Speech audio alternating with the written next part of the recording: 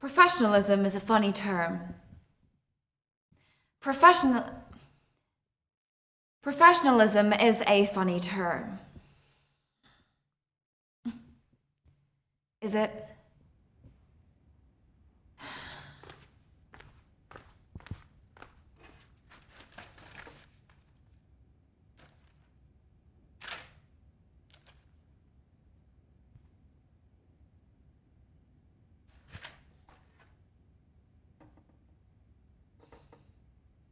Being a professional, in the purest sense, is simply being paid to do something, a professional engagement. The term amateur, which is largely used dismissively these days to suggest a thing is poorly done or is badly executed, actually just denotes that there was no payment for a task. Now, I'd suggest, certainly in the world of art, innovation, and philosophy, that those employed in such pursuits aren't there for anything as crass or vulgar as monetary gain. And in fact, the placing of a financial figure upon their work actually cheapens it. Money can cut the heart out of pleasure and remove all joy from any activity.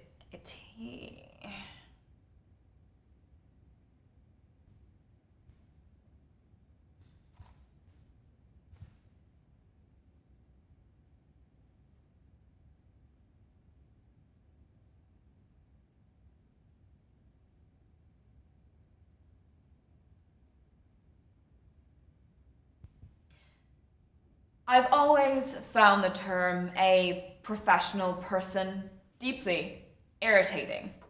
We all know what it means, someone who's university educated, someone with a job which is seen as an achievement to have attained, basically someone who's earning reasonable money and isn't working class. It's nonsense though.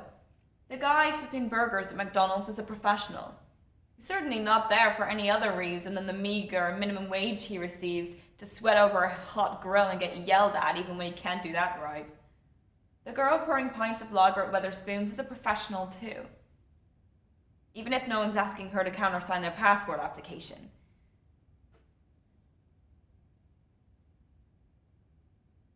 Another common distinction is the difference between a job and a vocation, which may go some way to explain the oddly skewed concept or professional that we now have.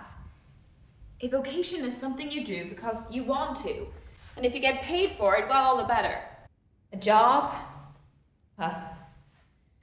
That's just giving up those precious hours of your all too short lives in exchange for the financial means of existence. A job is a trade-off. A vocation is a gift. For me, my work is a vocation. It's what I love to do. Really, as far as I can tell, it's what I've always wanted to do. I'm freelance, so I view assignments as jobs with definite fees per transaction. Some jobs are better than others. Some are dull and just a financial exchange. Some, though, are amazing and exciting. And frankly, I do them for free. They're the ones that make this a vocation.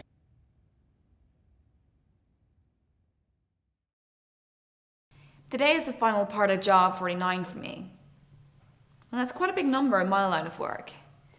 Now, if you're a graphic designer or a gardener or a hairdresser, then 50 jobs wouldn't seem a lot, much less in a year's work. But what I do is more like writing a novel or painting a portrait. It takes time. The planning must be perfect and the execution exact. The stakes in what I do are about as high as possible for something to be. And if one thing goes wrong, then it's game over forever. In fact, 99% of what I do is preparation. The actual act itself is almost instantaneous. You want it to be instantaneous for the sake of everyone involved. Clean, quick, largely painless. Unless, of course, there's a need for pain, but that costs extra. I think the film Neon had it best understood the quiet diligence of it all. Keeping a low profile and staying out of the limelight is crucial. This is no place for showmanship and egos. So, what of job 49? The request came through a whole 6 months ago with a holding payment and all the details I needed. You get a name, address, photo, plus any specifics of how and when you want it done. Usually it's clean, quick, with as fast as possible. Sometimes it's not. Sometimes a message needs to be given, sometimes it needs to be seen by someone specific. All this costs extra though, as the risk is greater. Now, I'm not a sadist in any way. I don't like causing pain and distress, so for me these special requests are the most challenging element of what I do. But you don't want to be known for turning down work or having a weak stomach. Strength and cool-headedness is what everyone is after.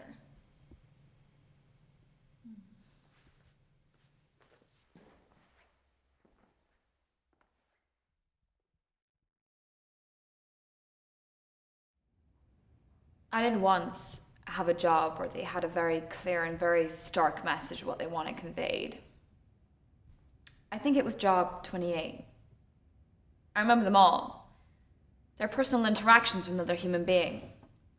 You're basically in a relationship, but one which the other person has no knowledge of until seconds before it ends. It's a strange sort of thing. But job 28 was a special one. The person, the man in this case, must have done something to really upset the client.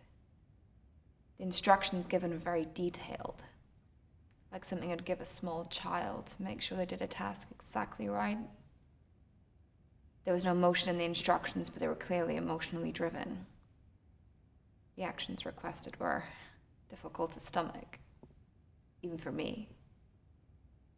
It was slow, messy, loud, even with the gaffer tape and the cable ties. I usually aim for a target to either not see me at all or if only for a split second, but this man saw me for a long time. Hours and hours. The idea was that it would take as long as possible, following a specific sequence of actions that would draw out the target's agony and his eventual demise. Doing something like that takes a lot of energy, a lot of stamina. It also starts to mess with your head. It's been suggested by a whole host of respected academics and psychologists that those who historically worked in the corporal and capital punishment system would in all likelihood have been found to have some serious mental issues if examined by modern doctors. Hangmen, headsmen, disembowelers, all would have started to lose their marbles after a while, and I can see why. It's one thing pulling a trigger or slitting a throat. It's quite another being elbow deep in a person that's still very much alive, extracting vital organs while they scream and writhe around. Something like that stays in your mind, in your dreams. I like to think I'm fairly sane. Obviously, there's something wrong with me to consider doing this for a living. But I'm not convinced it's full-scale psychosis. I'm calculated and cold. But so are the people who closed down factories or cut healthcare budgets. Not to mention those brave men and women massacring thousands in the name of patriotism. I doubt I'm any more unhinged than the rest of them, probably just more honest. Job 28 did get under my skin, though. There's something about looking into a person's eyes and seeing what you're doing to them hurts. It's excruciatingly painful. And they'd rather you ended their life right there than carry on any longer.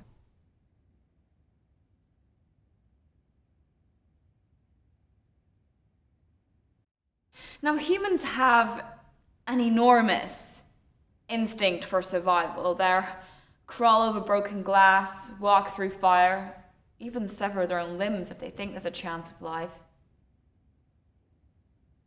But when you've removed all hope that they'll carry on, snuffed out the very idea that they'll exist beyond that day, when I'd rather death came then and hold off any longer, that's when you've truly lost your humanity.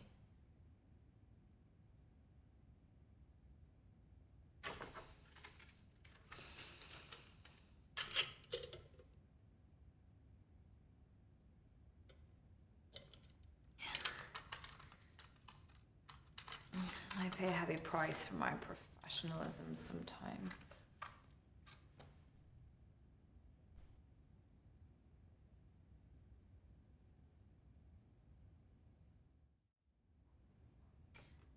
The jobs that followed 28/8 were easy and distant in comparison.